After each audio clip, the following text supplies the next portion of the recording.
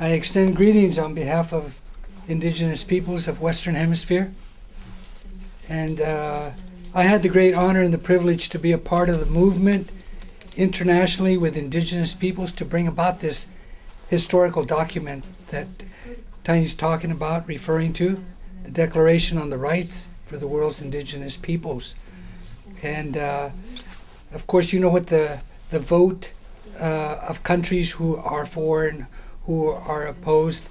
But the whole event leading up to the adoption on September 13, 2007,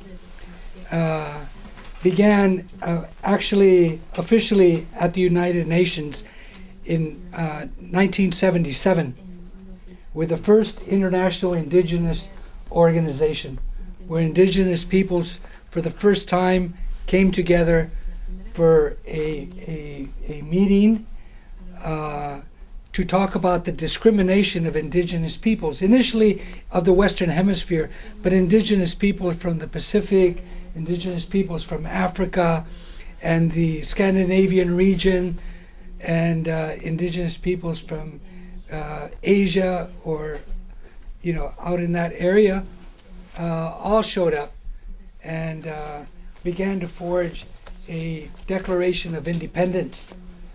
And the attempt was not only to put an Indian face to the international politic, but to demarcate the rights inherent, or what we refer to pre-existing rights of indigenous peoples.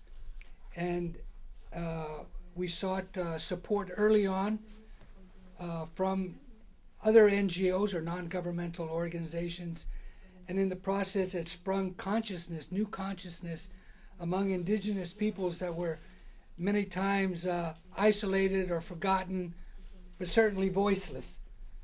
So it raised that consciousness. The momentum of all this varied from different regions depending on the activism. But the indigenous consciousness led by the American Indian Movement and other indigenous organizations in North America had its beginnings also here in the Bay Area with the occupation of Alcatraz. And many of you are very much familiar with the organizers, the activism of the students at San Francisco State, led by known people such as Richard Oakes, who has passed on, also Mickey Gimmel, who has passed on. Indeed, many of the activists from Alcatraz have gone on to Spirit World, but they left a legacy for us and to continue in that struggle. And so 19 months of the occupation of Alcatraz raised that international consciousness. And other activity here in North America that continued to raise that consciousness leading up to 1977 at the Geneva, Switzerland International Conference. Certainly, you know the history of the occupation of the Bureau of Indian Affairs. You're familiar with the Longest Walk, the Wounded Knee activity, 1973. People were killed. People are still in prison today, such as Leonard Peltier and others that are still being accused of crimes.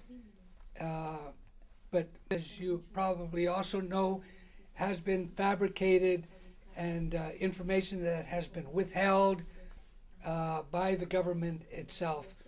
So the culmination of these activities leading up to 1977 and the beginning of this declaration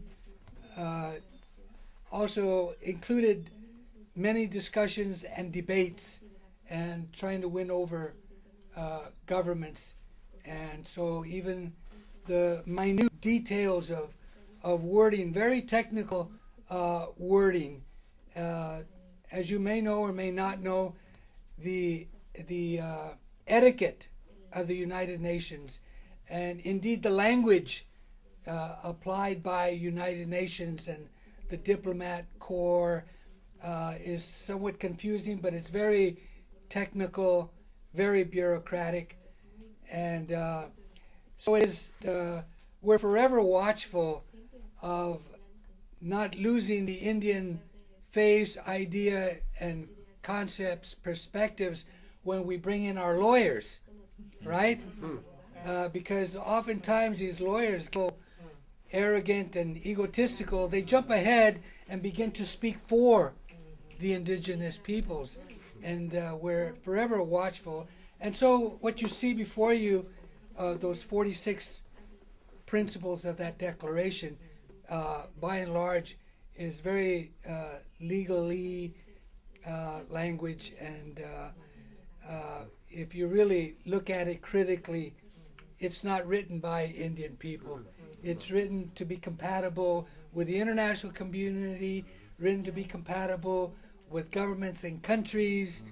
If they're easy, fit well with it.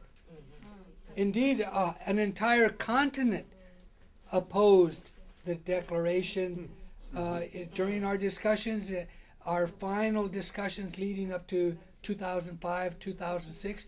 And that was, for example, the entire continent of Africa. And some of the African leaders were even saying that we're not going backwards. We don't want traditional and tribal peoples. We want modern technology leadership in Africa. And so these are really some attitudes that had to be swayed, had to be persuaded in different ways and talked to. And we're at the home stretch early in 2007, still discussing it with the African countries, and we succeeded in winning them over. And today, we feel, those of us that were in the Indigenous Diplomatic Corps for over 3 decades, such as myself, coming back home to make that document real.